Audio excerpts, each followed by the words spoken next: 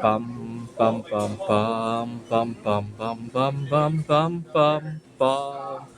The Peter Dislike Show. Bum bum bum bum bum bum bum. Okay, time to make an early New Year's resolution. This year I plan to rekindle my relations with myself. I have an auto romantic relationship with myself, but unfortunately, the last couple of years have really put that relationship to the test. Let's go back in time a little bit. 16 years ago, I was working on my PhD in Rochester Institute of Technology. I had met a girl on OkCupid, and she took advantage of me. I almost dropped out of school. I lost most of my life savings up until that point. It wasn't a lot at that point, but I lost most of it trying to keep that relationship afloat. And I fell victim to what economists call the abstinence violation effect. I felt like I had spent so much time and energy on her, too much to give up, right? And so it just became a bottomless hole. Let's just put it that way.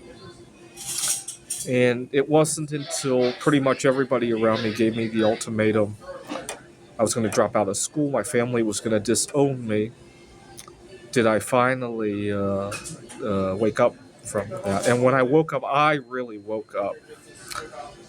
The weekend after we broke up, there's a coin show in Henrietta. And I went to that coin show alone, thinking that I'll meet another girl at the coin show. But halfway through the coin show, the sentiment completely changed. I was having the best time of my life without the girl, and that's when I realized I had a romantic relationship with myself. And I graduated with my PhD a year ahead of time, in large part because I was in a romantic relationship with myself, and I really was. That was the sentiment. I took good care of myself. I took vacations by myself. I celebrated anniversaries and holidays with myself. That really was the sentiment. I took my first couple of jobs after graduating with my PhD near my family's home. We were living in Pittsburgh, Pennsylvania. I was living with my parents for 2 years. I lived with my parents. I had a romantic relationship with myself. The truth is that during those 2 years, there were probably plenty of girls who were hitting on me that I completely tuned out because I was so busy with the relationship with myself. Right, I was 24, 25, 26 years old. I probably tuned out of a lot of that, and it's all good. Now, the real test of a relationship with yourself, if you're young and watching this, the real test of a relationship with yourself is when you move out of your parents' home. Because a lot of times, the real test is you have one set of hands. You have one set of hands to take care of not only your work, but the same set of hands have to cook your meals, have to take care of your daily needs, take care of your health and all of that. And also, you have one income to do that with. So, for example, last week my car broke down and I found myself walking 13, 14 miles every day. The truth is, I really love all of my students. And so I teach at a community college as well as a tutoring center. I was walking to get to the car, to get to the class. And also, at the car repair shop, I went to a Brake Masters. I really get along with the people there. They informed me that it would be cheaper for me to buy the part from AutoZone and take it to the AutoZone is a good 2 miles away, and then there I go again. Right, walking. If I had two incomes to take care of, the difference was about $100. If I had two incomes to take care of that, the calculus of whether or not I want to walk another 4 miles when I'm already walking 20 miles every day in order to save $100, it might have changed a little bit, right?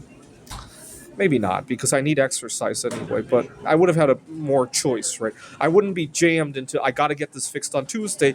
I could say, I'll ride with my wife to work until Friday when I have more time to walk, right? The calculus really shifts a lot when you have options like that, right?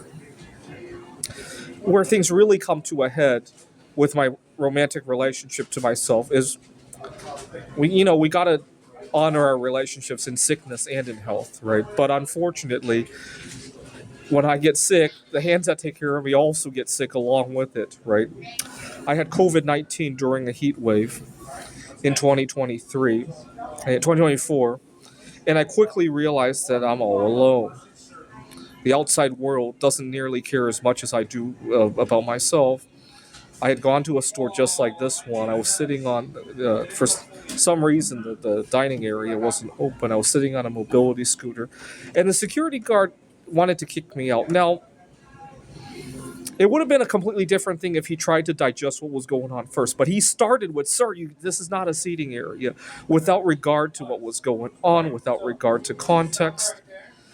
And I was sick, and I told him, "I'm sorry, I'll make it quick. I'm just recovering from COVID." And the only reason he backed away from dragging me out of the store was because it was COVID, and he probably didn't want to get COVID himself, right? Had I told him, "I'm sorry, I'm just recovering from chemotherapy.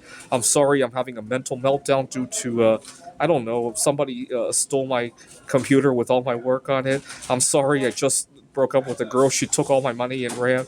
Oh my God, I don't think he would have cared. He would have picked me up and dragged me out of this. For anything that wasn't a contagious disease. I could have told him that I just slipped and fell in the store and I'm hurt, just give me a few moments. He could have cared less about that either.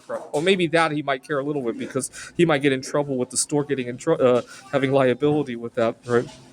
But anything else, he probably wouldn't have cared very much. And it just goes to show the pitfall. Now, here's the thing.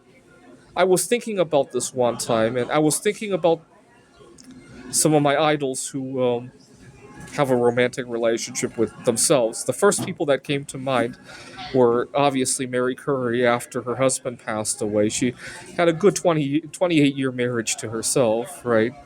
And also uh, Evelina Falenta, right? Second place winner of Polish Idol season 1. I think history will write that she had a marriage to herself. And who else did I think about? Eve Curry. She had a marriage to herself until she was in her early 50s. And then it dawned on me, these people all have a lot of money. And so a lot of times money can erase a lot of the disadvantages of, not necessarily erase, but neutralize a lot of the disadvantages of being autoromantic, right? You could pay for various services. I could have just, when my car died, if I were as rich as Mary Curry after she won her Nobel Prizes, I'd probably just leave it on the side of the road and go buy another one, right? If I were a little bit less wealthy, but still wealthy enough, I would have just paid for the repair at the first shop instead of walking all around town, right? I could have had it towed to a different shop that was open during that day instead of waiting until the next day and walk it everywhere, right? When I had COVID during that time, I would have had a better place to rest my head. I could have had delivery, right? And I think that's part of the reason why the disadvantages of being single don't get a lot of attention with politicians, right? Politicians who are single, they're shielded from all of those disadvantages because they have money, right? Money doesn't really neutralize racial discrimination, age discrimination, disability kind of discrimination, right? Those things still live even if you have a lot of money, right? But singleism is completely neutralized, right? I think that's the big problem why politicians don't listen to it, right?